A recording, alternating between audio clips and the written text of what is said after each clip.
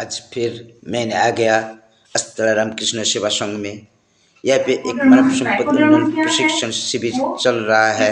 किसानों को हिंदी में प्रशिक्षण दे रही है Anita Devi ji, deputy director agriculture department government of India, central IPM centre Salt Lake से आ रहा है।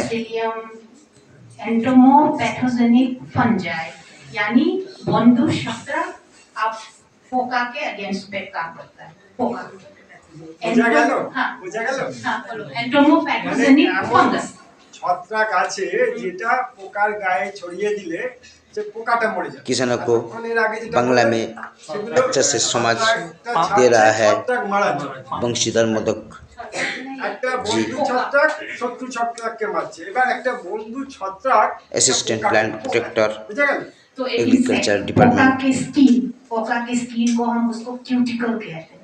क्यूटिकल माने आपका ये जिंगा মানে আমাদের যেমন বাইরের চামড়া তেমনি পোকাদের বাইরের চামড়াটাকে কিউটিকল বলে, ওটাই না मोटा चामड़ी जो प्रॉन क्या कहते हैं जिंगा जिंगा प्रॉन চিংড়ি चिंगड़ी सॉरी চিংড়ির খোলাটা ওরা चिंगड़ी का स्किन जैसा ना वही उसको क्यूटिकल कहते हैं। हमारे स्किन जैसा नहीं है। तो पोका का स्किन हमारे स्किन जैसा नहीं है, चिंगड़ी जैसा स्किन है, उसको क्यूटिकल कहते हैं। देन ये शत्रु ये बंधु शत्रु उसने एक एंजाइम सीक्रेट किया, एक एंजाइम दिया गया ताकि ये क्यूटिकल को ऐसे नॉर्मलाइज हो जाए, पतला हो जाए। देन पूरा पतला हो गया, देन इसका क्यूटिकल पतला हो गया। देन फिर उसका एक बाल जैसा, उसको एप्रेसोरियम कहते हैं, उसका पिक्चर पहले से दिखाऊंगी बाद में। एप्रेसोरियम कहते हैं उसका एक बाल, जैसे अभी जो दिखाया था ट्राइकोडर्मा वाले बाल, उससे और तगड़ा और मोटा, जिसमें एक स्ट्रॉन्ग पॉइंट भी रहता है, जैसे बंदूक टाइप ऐसे घुसेगा। पहले उसको पतला कर दिया, क्यूटिकल को पतला कर दिया, देन फिर उसका एप्रेसोरियम निकलेगा, उसी से बाय मैकेनिकल फोर्स क्यूटिकल के अंदर घुसेगा, इंजेक्ट करेगा। हाँ इंजेक्ट करेगा, इंजेक्शन नहीं, उसके अंदर जाएगा, घुसेगा, इंजेक्ट की तरह हाँ इंजेक्ट यस हाँ घुसेगा, उसके अंदर घुस के एक बार घुस गया। इंसेक्ट के बॉडी के अंदर क्या होता है, आपने कभी एक इंसेक्ट मार के देखे कॉकरोच मारने से क्या निकलता है, एक फ्लूइड जैसा पानी उसको हीमोसील कहते हैं, हीमोलिंट। ये उनका ब्लड है, ब्लड सिस्टम। हमारा ह्यूमन का ब्लड लाल दिखता है, रेड कलर, इंसेक्ट का वो लाल नहीं दिखता है, उनका ब्लड सिस्टम है, उसको हीमोलिंट और हीमोसिल। तो इंसेक्ट का ये एक बार उसी के अंदर घुस गया, देन ये आपका बंधु शत्रु उसके अंदर मल्टीप्लाई, रिप्रोडक्शन, उसका बच्चा बनेगा, ये बनेगा, पूरा रिप्रोड्यूस हो जाएगा, पूरा भरेगा। इंसेक्ट के हीमोसिल के अंदर पूरा इसी से बढ़ जाएगा। देन उसके जो हीमोसिल को उसको चूस के खाएगा अंदर। देन इसके बाद फिर टॉक्सिन, उसको हम मेटाबोलाइट, सेकेंडरी मेटाबोलाइट कहता है। तो सेकेंडरी मेटाबोलाइट उसको टॉक्सिन अंदर फिर प्रोड्यूस करके पूरा इंसेक्ट के बॉडी अंदर पूरा अभी इनका इम्यून सिस्टम रिड्यूस हो गया, मतलब उसको बीमार जैसा लगेगा, मतलब उसका रेजिस्टेंट पावर खत्म हो गया, मतलब उनका इम्यून सिस्टम को अटैक कर दिया। देन आपका पोका अभी एकदम सा वीक सा दिखेगा, देन बीमार सा दिखेगा, और अल्टीमेटली लास्ट में हीमोसिल खत्म होने के वजह से इंसेक्ट पोका पूरा टोटली डेड मर गया। देन फिर क्या करेंगे, ये लोकस के ऊपर है और ये राइनोसोरस कीट, कोकोनट में होता है राइनोसोरस कीट, कोकोनट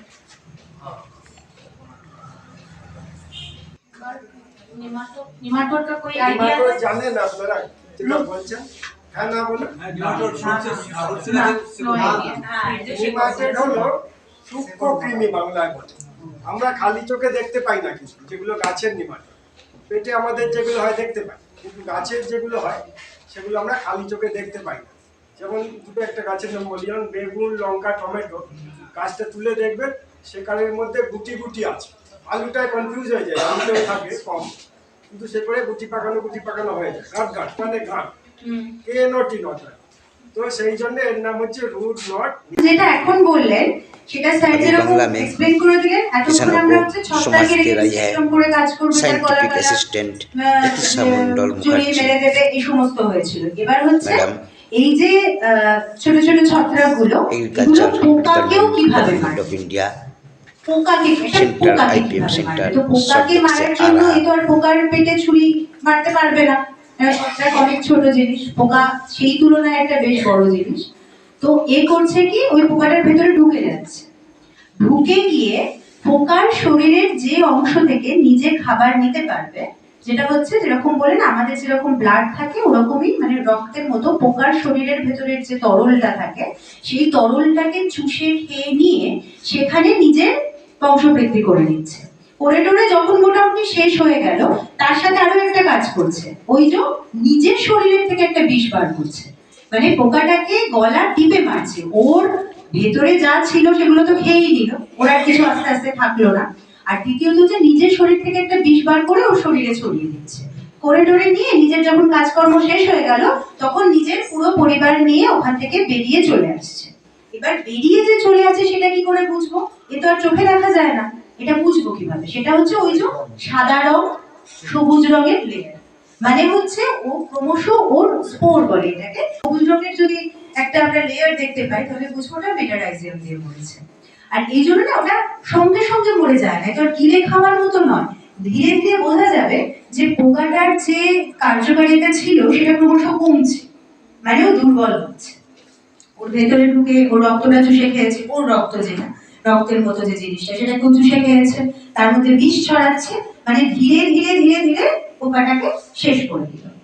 আর এটা এমন একটা জিনিস, এটার এগেইনস্টে কি হয় না, এটার বিরুদ্ধে কোনো প্রতিরোধ ক্ষমতা তৈরি করতে কিন্তু পোকাটা বিশেষ পারবে না।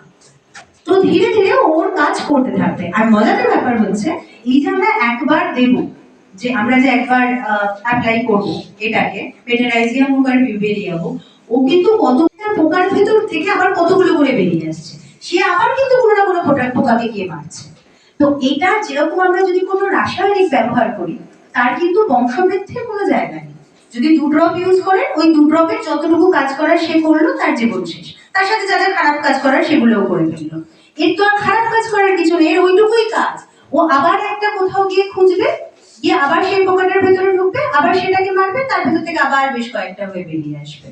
তো এবার এটার হচ্ছে এটাই আমি প্রথমে একটা কথা বলেছিলাম, এরা আমাদের কাছ থেকে হাততালি নেওয়ার জন্য কাজ করে না, এরা নিজেদেরকে বাঁচানোর জন্য করে, তাই এটা এরা করতেই থাকবে। আমাদের কাজ কি হচ্ছে, শুধু এর জায়গা পর্যন্ত পৌঁছে দেওয়া, আমরা যদি পৌঁছে দিই ও নিজের বেঁচে থাকার জন্য এই কাজটা করতেই থাকবে এবং থেকে যাবে ওই মাটিতে, ওইখানে ওই জিনিসটা থেকে যাবে। যদি তারপরে প্রচুর পরিমাণ এরকমের প্রয়োগ, সেটা আপনারা চাইলে একটা ছবি তুলে নিতে পারেন আর কি।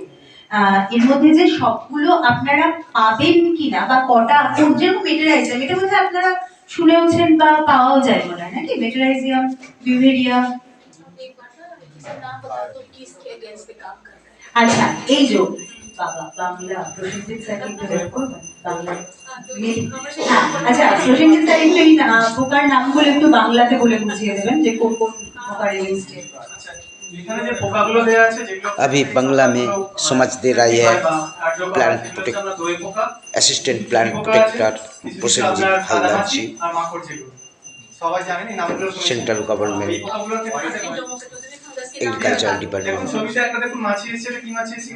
सेंट्रल IPM सेंटर सल्टलेक से आ रहा है।